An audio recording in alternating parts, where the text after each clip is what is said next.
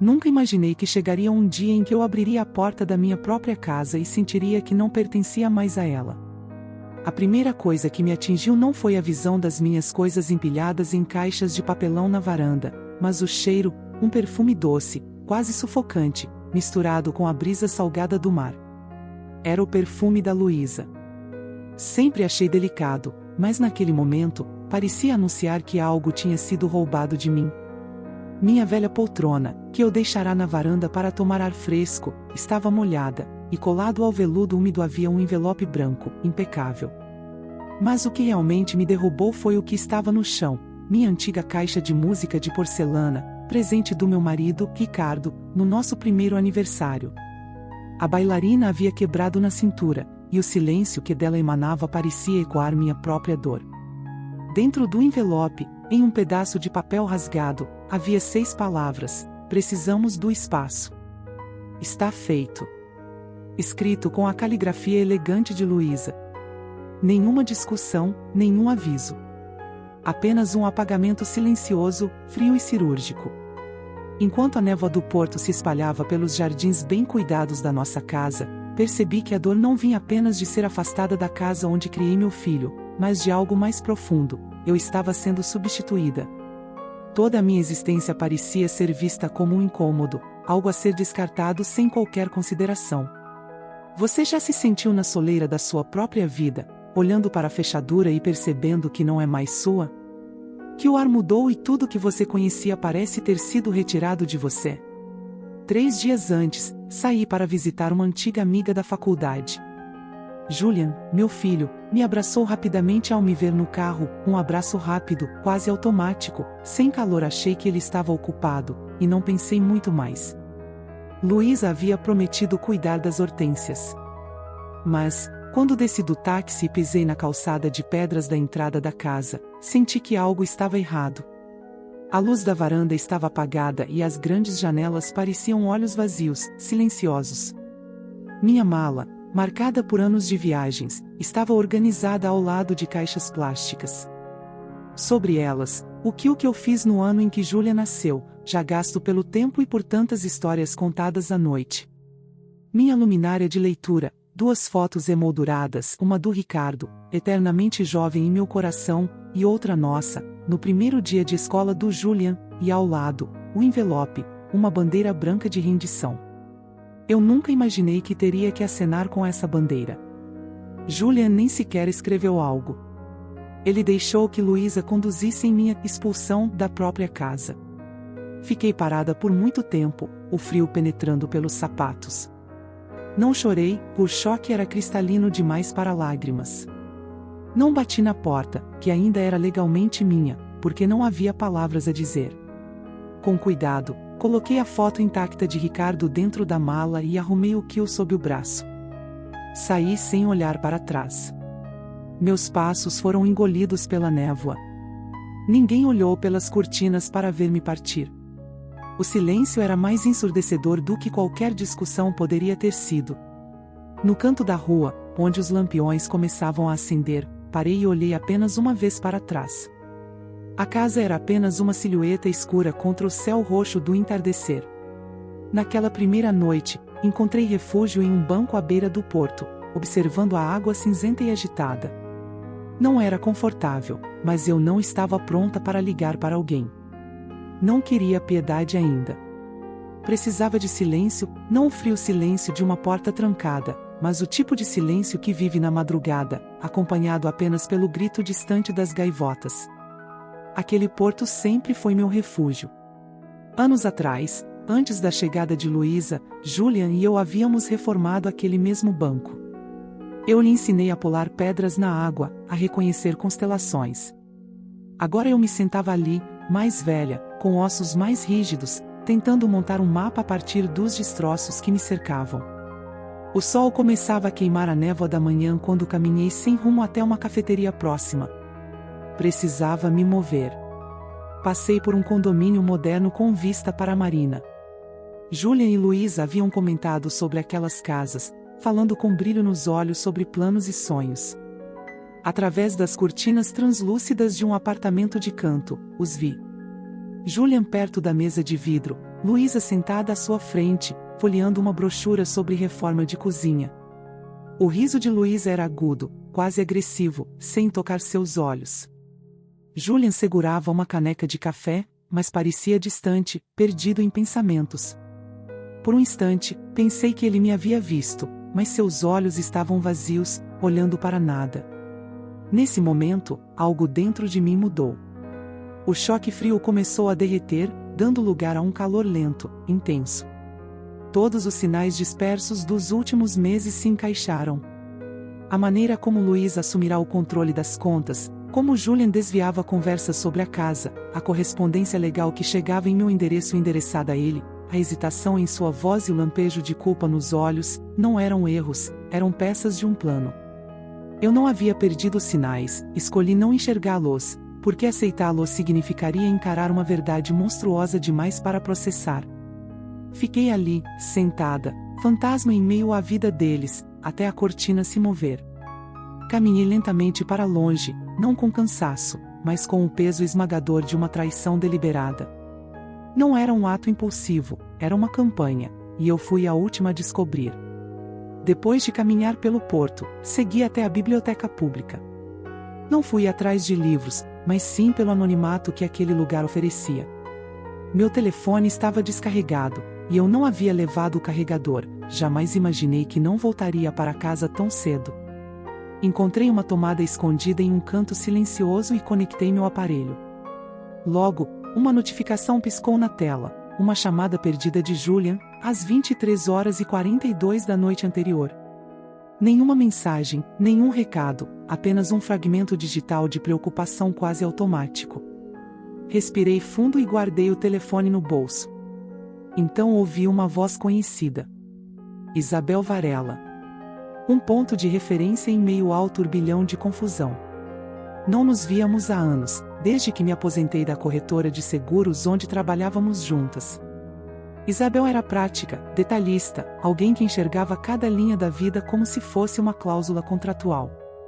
Ela percebeu, sem que eu falasse nada, que algo estava profundamente errado. Sentamo-nos em uma pequena área reservada da biblioteca. Depois de alguns minutos de conversa superficial, Isabel inclinou-se e começou a contar o que sabia. Ela havia encontrado Luísa em um evento empresarial local, falando com entusiasmo sobre planos para nossa casa, insinuando até a possibilidade de vendê-la. Isabel supôs que eu já tivesse feito minha mudança, mas não era esse o caso. Algo está errado, não está? Perguntou, baixando a voz. Apenas assenti. Ela me questionou se minha documentação da casa estava em ordem. Respondi que sim, que Ricardo e eu havíamos preparado tudo com cuidado.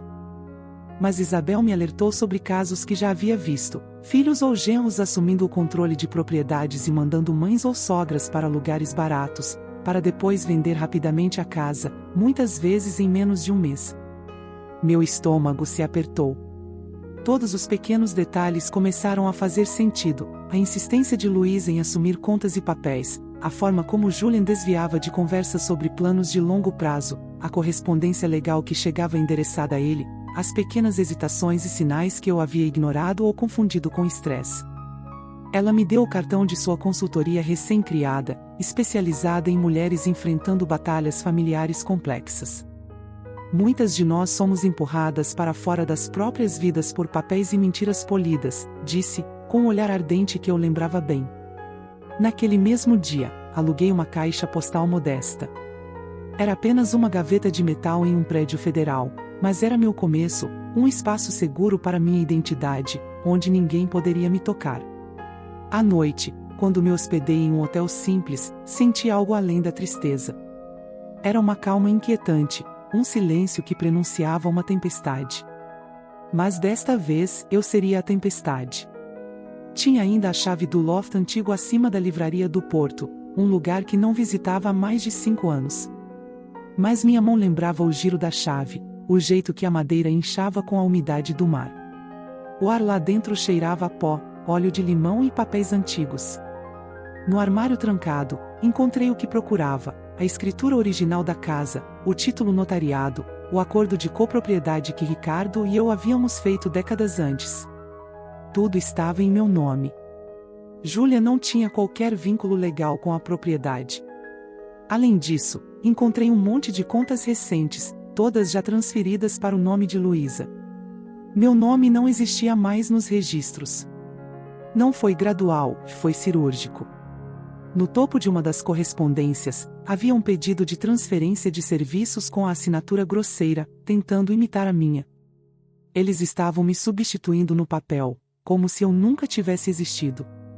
Não chorei, não me enfureci. Uma clareza gelada tomou conta de mim. Peguei a escritura, o acordo e o documento falsificado e coloquei-os em um cofre à prova de fogo. Eles pensaram que eu estava fora, mas não sabiam o que ainda possuía, não apenas legalmente, mas em memória, resolução e provas. No dia seguinte, encontrei Isabel para tomar café. Espalhei os documentos sobre a mesa. Ela os examinou com atenção e seu semblante endureceu. Eleanor, isso é base para uma ação legal. Eles estão tentando criar a narrativa de que você não é capaz, que eles estão cuidando de seus assuntos. Acham que você não reagirá. Suas palavras não me feriram, apenas confirmaram o que eu já sabia. Isabel rapidamente encontrou alguém para nos auxiliar, Silas Monteiro, advogado semi-aposentado, especialista em casos complexos de imóveis. Ele não apenas lê contratos. Ele lê pessoas, disse Isabel. 2 dias depois, eu estava na varanda da casa de Silas, uma antiga residência restaurada com vista para o mar. Ele era mais velho que eu, cabelos grisalhos, olhos que pareciam enxergar além do óbvio. Recebi-o no escritório, que cheirava a livros antigos e madeira polida. Entreguei a pasta, e ele leu cada página com atenção absoluta. Ao terminar, cruzou as mãos e disse, firme, nada disso muda o fato de que você é a única proprietária legal. As transferências de contas e correspondência são circunstanciais, não constituem transferência legal de título. Se tentarem usá-las para uma venda ou linha de crédito, será fraude. Silas explicou cada passo, uma estratégia de fortificação silenciosa, notificações formais de cessar e desistir, comunicação ao cartório local, memorandos ao conselho imobiliário alertando que qualquer reivindicação sobre a casa sem minha assinatura seria suspeita. Nada dramático, apenas uma muralha construída tijolo por tijolo. Assinei os documentos com mão firme, sem tremer. Naquele mesmo dia, envelopes lacrados foram entregues no escritório de Julian e na clínica de bem-estar de Luísa. Eles confundiram meu silêncio com rendição, um erro que logo perceberiam. Eu não tinha medo, apenas a determinação silenciosa de quem havia sido traída, mas ainda estava no controle. A ligação começou em uma tarde silenciosa de quarta-feira. O nome de Julian piscou na tela do meu telefone, e deixei tocar, repetidamente, sem atender. Depois, chegou uma mensagem curta da Luísa, direta, ríspida, dizendo que eu não precisava ter feito aquilo. Não respondi. Horas mais tarde, enviei apenas uma linha, cada ação tem sua consequência. Sabia que o silêncio seria mais estrondoso do que qualquer discussão. No dia seguinte, caminhei pelo meu antigo bairro. Vi a casa de longe, as persianas fechadas, a fachada silenciosa, como se esperasse minha próxima movimentação. Ao meio-dia, Isabel me ligou. Julian havia enviado um e-mail perguntando se os documentos eram legítimos. Silas respondeu pessoalmente, de forma breve e profissional, confirmando que a notificação de cessar e desistir estava ativa e, se necessário, poderia indicar os registros públicos. Nenhuma ameaça, apenas fatos sólidos, impenetráveis. À noite, Julian apareceu no loft. Batia na porta, esperando. Abri apenas o suficiente para ver seu rosto cansado, confuso, mais exausto do que zangado. Pediu para conversarmos. Afastei-me apenas para mostrar que não havia medo, deixando-o entrar. Disse que não sabia das falsificações, que Luísa havia assumido o controle porque achava que eu estava envelhecendo, frágil demais, e que nunca deveria ter chegado a esse ponto. Mentiras sobrepostas a meias-verdades. Escutei em silêncio, sem interromper. Finalmente, perguntei a única coisa que importava, não como mãe, mas como mulher, olhando para ele como um homem que havia escolhido o caminho mais fácil. Por que você não a deteve? Julian baixou os olhos, derrotado, encurralado por sua própria covardia. Não queria conflito, parecia mais fácil deixar que ela cuidasse disso, murmurou. Ele não havia escolhido Luísa em vez de mim, havia escolhido o conforto em vez da coragem. Percebi ali a profundidade da traição, não a presença dela, mas a passividade dele. Quando saiu, fechei a porta, não com raiva ou tristeza, mas com a certeza tranquila de quem finalmente perdeu a ilusão de família e encontrou algo mais firme, a si mesma. Dias depois, uma nova ofensiva. Um mensageiro trouxe uma cópia de uma investigação interna de uma imobiliária, solicitando documentos para uma avaliação pré-venda da casa, endereçada a Julian e Luísa. Eles testavam os muros que havíamos construído. Liguei para Silas imediatamente. Ele emitiu uma segunda restrição, notificando a imobiliária de que qualquer nova solicitação exigiria minha autorização direta e autenticada. A audácia deles era estonteante. Tentavam apagar anos de dedicação àquele lar com assinaturas forjadas. Naquele domingo, Julian voltou. Disse que Luísa havia cometido um erro, que temia minha retaliação, que tudo havia ocorrido por um mal-entendido ou uma falha de comunicação. Olhei para ele e disse, firme, você sabia de tudo e permitiu, porque era mais conveniente. Ele não discutiu. Ali percebi que ele não fora manipulado, nem vítima, escolhera o caminho mais fácil, e naquele momento compreendi a verdade completa. Agradeci sua honestidade e fechei a porta com a finalidade de quem não pode mais fingir ignorar a realidade. O golpe final veio uma semana depois. Isabel me chamou ao escritório com uma pasta espessa de impressões de um monitor privado de registros. Julian havia criado um perfil online conjunto com meu nome, tentando obter uma linha de crédito usando uma cópia digital da minha antiga carteira de motorista e a conta de serviços falsificada. Silas chamou aquilo de fraude eletrônica e entrou em ação imediatamente, registrando uma queixa formal no banco e notificando o promotor, congelando todas as transações usando meu nome ou endereço. Um bloqueio silencioso, firme, irrevogável. Então veio o convite por mensagem. Julian queria uma discussão familiar no sábado, para clarear a situação. Encaminhei para Silas, que respondeu que iria comigo. Na sala de estar, tudo estava pronto para um cessar-fogo, almofadas arrumadas, velas acesas, uma tábua de queijos intactas sobre a mesa. Luísa começou a falar, com a voz suave, tentando manter uma aparência de civilidade. Sabemos que houve tensão, mas esta ainda é sua casa também. Silas colocou um documento sobre a mesa, firme e calmo. Esta casa pertence exclusivamente à minha cliente, Eleanor Viana. Qualquer representação contrária foi formalmente contestada. Estamos cientes das tentativas de fraude, e ações adicionais estão em andamento. O rosto de Julian empalideceu. Luísa piscou, e pela primeira vez, sua máscara de civilidade ruiu. Levantei-me, com a voz firme. Vocês tentaram me apagar da minha própria vida. Achavam que eu não perceberia. Virei-me e saí. Silas permaneceu e reforçou. Qualquer nova interferência resultaria em ação legal imediata.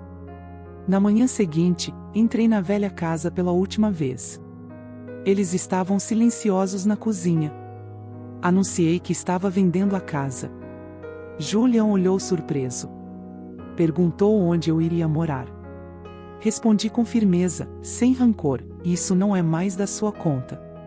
Coloquei sobre a mesa a pasta do contrato de venda, já assinada, informando que o valor total seria transferido para um fundo destinado a mulheres acima de 60 anos, manipuladas, descartadas ou silenciadas por suas próprias famílias. Isabel seria diretora executiva, e Silas supervisionaria a conformidade. Não esperei resposta. Saí, fechei a porta suavemente e caminhei para fora. O sol nascente aquecia o ar frio. Retirei o celular e enviei a nota à imprensa, elaborada por Silas, anunciando a criação do fundo. Meu novo apartamento era pequeno, mas banhado pela luz da manhã. Comecei a escrever, a caminhar, a curar. O silêncio, agora, não parecia abandono, era espaço. Um espaço para respirar, refletir e reconstruir. Algumas semanas depois, encontrei uma antiga foto de formatura, que alguém havia cortado cuidadosamente para remover meu rosto. Não senti tristeza, apenas reconhecimento. Guardei a imagem em uma caixa pequena de madeira e fechei a tampa. A cura não precisa ser estrondosa, às vezes vem com uma respiração, lenta, quieta, firme. Não os apaguei da memória, apenas escolhi não mais centralizar minha vida em pessoas que haviam me editado de suas histórias. Na primavera, plantei lavanda na minha nova janela. Cresceu torta, desigual, mas floresceu. E isso bastava. Muitas vezes, caminhamos por anos em silêncio, antes de finalmente escolher a nós mesmos. Já sentiu que foi apagada, não com palavras, mas com presença? Sua história tem peso. E, às vezes, é na simples ação de contá-la que começamos a florescer novamente, lentamente, com nossa própria luz. Depois de organizar minha nova rotina, percebi que a vida podia ser reconstruída em pequenos gestos. Cada manhã, eu me levantava e preparava meu café com cuidado, observando a luz entrando pela janela. A cidade lá fora parecia indiferente aos dramas de minha família, mas isso não me incomodava. Eu tinha minha própria história, meus próprios passos, e cada ação era uma afirmação silenciosa. Eu ainda existia, ainda tinha controle sobre minha vida. Comecei a revisitar antigos cadernos de receitas que minha mãe me dera quando eu ainda era jovem. Alguns estavam amarelados pelo tempo, outros com manchas de chocolate ou café, testemunhas silenciosas de tardes inteiras de cozimento e conversas. Enquanto folheava, lembrava-me das risadas de Julian quando ele era pequeno, das histórias que contava enquanto esperava o pão assar. A nostalgia doeu por alguns instantes, mas não como antes. Era uma dor temperada por memórias boas, não por traição. Também retomei minha rotina de caminhadas pela marina. Era curioso como cada pedra do cais parecia guardar ecos de um passado distante. Antes de tudo isso acontecer, eu caminhava ali com Julian, ensinando-o a pular pedras e contar histórias sobre as constelações. Agora, andava sozinha, mas a sensação de pertencimento não se perdeu. Aprendi a encontrar conforto na própria companhia, a ouvir o som do vento e das ondas como uma conversa íntima que ninguém podia interromper. Às vezes, sentava-me na cafeteria que costumava frequentar, pedindo meu café favorito, observando as pessoas ao redor. Alguns pareciam preocupados, outros distraídos. Eu sorria sozinha, lembrando de pequenas lições que a vida me dera. Que a coragem nem sempre é grandiosa, às vezes é silenciosa. Que a paciência não é apenas esperar, mas compreender e decidir os próximos passos com clareza. E que o amor próprio é o único que permanece mesmo quando todos os outros se afastam. Aos poucos, comecei a escrever sobre minhas experiências. Não com a intenção de vingança ou de julgar, mas como registro da minha vida, como se estivesse contando para alguém sentado ao meu lado. As palavras fluíam com naturalidade, lembranças antigas se misturavam a reflexões recentes. Cada frase era uma ponte entre o passado doloroso e o presente reconstruído.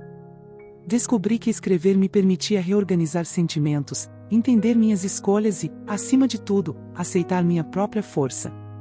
O fundo que criei começou a receber doações e mensagens de mulheres que haviam passado por situações semelhantes. Receber aqueles relatos me fazia perceber que minha dor não havia sido em vão. Outras mulheres encontravam em minha história inspiração para agir, para proteger suas vidas, para reivindicar espaço em mundos que muitas vezes tentam nos apagar. Eu me senti parte de algo maior, uma rede silenciosa de solidariedade e coragem. No meu apartamento, a lavanda crescia torta e desigual, mas florescia.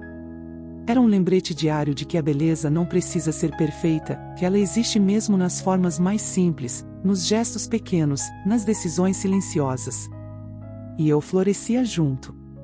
Aprendi a apreciar os detalhes cotidianos, a sombra das árvores na varanda, o aroma do pão assando no forno, o som distante de uma bicicleta passando na rua.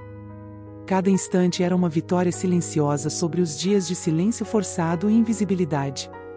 Havia dias em que a saudade de Julian ainda apertava o peito. Não era raiva, não era desejo de vingança, mas um lamento natural de quem perdeu alguém que deveria ter cuidado de você. E, mesmo assim, a percepção do que ele se tornará, alguém que escolhe o conforto em vez da coragem, ajudava-me a manter a serenidade. Compreendi que algumas pessoas nunca mudarão, e que o verdadeiro poder está em como reagimos, não no que os outros fazem. Também encontrei velhos amigos, como Isabel, que se tornaram pilares silenciosos de apoio. Juntas, ríamos de pequenas memórias, lembrando de momentos simples, tardes de chá, papéis espalhados na mesa, piadas internas que só nós entendíamos. A vida voltou a ter cores mais suaves, sem o choque e a tensão que me consumiam antes. Aprendi que reconstrução não é sobre grandiosidade, mas sobre consistência, sobre pequenos atos de presença, de atenção e de cuidado consigo mesmo. Ao olhar para trás, percebi que tudo que Luísa e Julian tentaram apagar, minhas memórias, minha presença, minha história, apenas reforçou minha determinação. Aprendi que a vida nos testa não apenas com perdas, mas com oportunidades de nos reencontrarmos. E que, às vezes, ser esquecida por outros é o que nos permite lembrar de nós mesmas. Hoje, meus dias são simples, mas cheios de significado. Escrevo, caminho, cuido das minhas plantas, tomo meu café e observo o mar. Quando penso nos anos de silêncio e invisibilidade, não sinto mais tristeza, sinto reconhecimento. Reconhecimento da própria força, do próprio valor e da capacidade de reconstruir tudo, tijolo por tijolo, com paciência e coragem. A vida me ensinou que a verdadeira liberdade não está apenas em proteger bens ou memórias, mas em manter intacta a própria dignidade. Que ser esquecida por outros não é o fim, mas uma chance de reescrever a própria história. E que, mesmo quando nos sentimos apagadas, a luz que carregamos dentro de nós nunca se extingue. Às vezes, me pego sorrindo ao lembrar do antigo loft, do porto, da caixa de música quebrada, da lavanda crescendo torta e das pequenas vitórias cotidianas. Cada detalhe é um lembrete de que a vida continua, que podemos florescer novamente, mesmo quando acreditamos ter sido esquecidas. Que a cura nem sempre é estrondosa, muitas vezes é silenciosa, lenta, mas firme e duradoura. E assim, aprendi a caminhar com passos firmes, olhando para frente. A dor passou, mas a lembrança permanece como testemunha daquilo que superei. Não há amargura, apenas gratidão silenciosa por ter me reencontrado, por ter reconquistado minha vida e minha história. E, mesmo sozinha, descobri que nunca estive realmente sem ninguém. Tinha mim mesma, minha força, minhas memórias, minhas pequenas flores e cada gesto diário que escolhi para reconstruir meu mundo.